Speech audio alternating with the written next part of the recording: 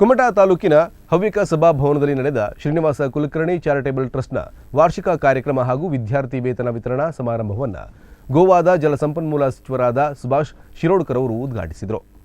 ಗೋವಾದ ಜಲಸಂಪನ್ಮೂಲ ಸಚಿವ ಸುಭಾಷ್ ಶಿರೋಡ್ಕರ್ ಅವರು ದೀಪ ಬೆಳಗಿಸುವ ಮೂಲಕ ಶ್ರೀನಿವಾಸ್ ಕುಲಕರ್ಣಿ ಚಾರಿಟೇಬಲ್ ಟ್ರಸ್ಟ್ನ ವಾರ್ಷಿಕ ಕಾರ್ಯಕ್ರಮ ಹಾಗೂ ವಿದ್ಯಾರ್ಥಿ ವೇತನ ವಿತರಣಾ ಸಮಾರಂಭವನ್ನು ಉದ್ಘಾಟಿಸಿದರು. ಇದೇ ವೇಳೆ ಸುಭಾಷ್ ಶಿರೋಡ್ಕರ್ ಅವರನ್ನು ಶ್ರೀನಿವಾಸ್ ಕುಲಕರ್ಣಿ ಚಾರಿಟೇಬಲ್ ಟ್ರಸ್ಟ್ ವತಿಯಿಂದ ಗೌರವಿಸಿ ಸನ್ಮಾನಿಸಲಾಯಿತು.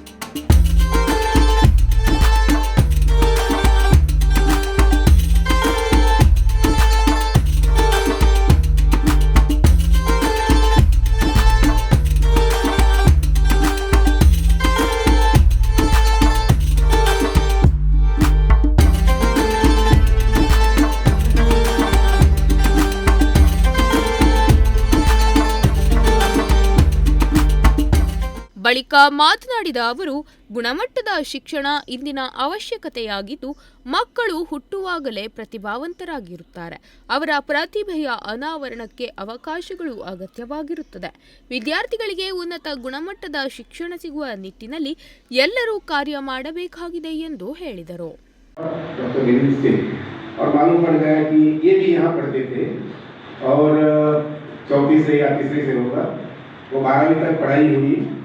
और उनका गांव जो ओरिजिनल हाउस है उधर बेलगाम में है.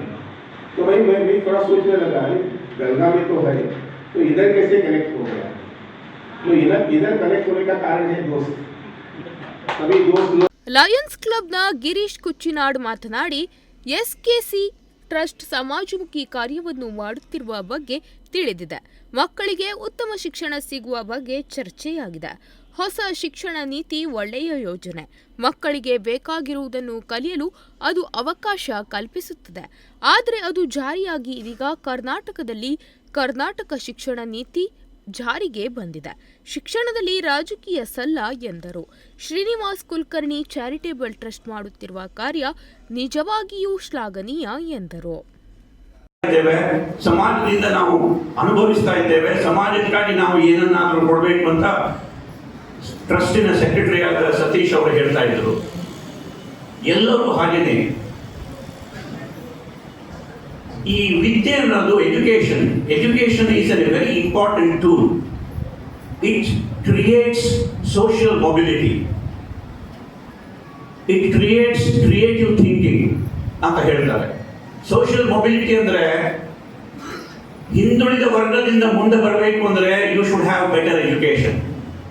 If you have a better education, you can be more economical, you can be more social, you can be more doing the better things for the society and so on. ಹಾಗಾಗಿ ನಮಗೆ ಒಳ್ಳೆಯ education. ಅಧ್ಯಕ್ಷತೆ ವಹಿಸಿದ್ದ Srinivas Kulkarni charitable ಟ್ರಸ್ಟ್ನ ಅಧ್ಯಕ್ಷ doctor Milind Kulkarni ಮಾತನಾಡಿ, ಕಲಿಕೆ ನಿರಂತರವಾಗಿ ಇರಬೇಕು. ಬದಲಾವಣೆಗಳಿಗೆ ಹೊಂದಿಕೊಳ್ಳುತ್ತಾ ನಾವು ಸಾಗಬೇಕು. ನಾವು ಸದಾ ವಿದ್ಯಾರ್ಥಿಗಳಿಗೆ ಬೆನ್ನೆಲುಬಾಗಿ ಇರುತ್ತೇವೆ. ವಸುಧೈವ ಕುಟುಂಬಕಂ ಎಂಬುದಾಗಿ ನಾವು ಬದುಕಿದ್ದೇವೆ. ಸರ್ವೇ ಭದ್ರಾಣಿ ಪಶ್ಯಂತು ಎಂಬ ಮಾತನ್ನು ನಾವು ಅಳವಡಿಸಿಕೊಂಡಿದ್ದೇವೆ. ನಮ್ಮಿಂದ ಸಾಧ್ಯವಾಗುವ ಎಲ್ಲಾ ಸೇವೆಗಳನ್ನು ಮಾಡಲು ನಾವು ಸಿದ್ಧರಿದ್ದೇವೆ ಎಂದು ಹೇಳಿದರು. Our focus had to be education, with a particular emphasis on empowerment of women. It is simply because we live in a knowledge-based society. Earning a livelihood depends on the value we generate to others and to society. And to generate value, we need skill sets which are evolving every year, not every century. Only true education allows you to have a proper learning that gives you not only right skill set for a given time, it allows you to learn new skill sets. ಹಿರಿಯ ಯಕ್ಷಗಾನ ಕಲಾವಿದ ಶ್ರೀಧರ್ ಷಡಕ್ಷರಿ, ರಾಷ್ಟ್ರೀಯ volleyball ಆಟಗಾರ ಯತೀಶ್ ನಾಯ್ಕ್ ಅವರನ್ನು ಸನ್ಮಾನಿಸಲಾಯಿತು. Satish B Naik ಅತಿಥಿಗಳನ್ನು ಪರಿಚಯಿಸಿದರು. ವಿದ್ಯಾರ್ಥಿನಿ ಮಹಾಲಕ್ಷ್ಮಿ ಪ್ರಾರ್ಥಿಸಿದಳು. ಎಸ್ಕೆಸಿ ಟ್ರಸ್ಟ್ನ ಕಾರ್ಯದರ್ಶಿ ಸತೀಶ್ ಎಸ್ ನಾಯ್ಕ್ ಎಲ್ಲರನ್ನೂ ಸ್ವಾಗತಿಸಿದರು. ಖಜಾಂಚಿ ಎಚ್ಎನ್ ನಾಯ್ಕ್ ಮಾತನಾಡಿ, ಈ ಟ್ರಸ್ಟ್ ಸಂಪೂರ್ಣವಾಗಿ ಸಮಾಜ ಸೇವೆಗಾಗಿ ಮೀಸಲಾಗಿದೆ.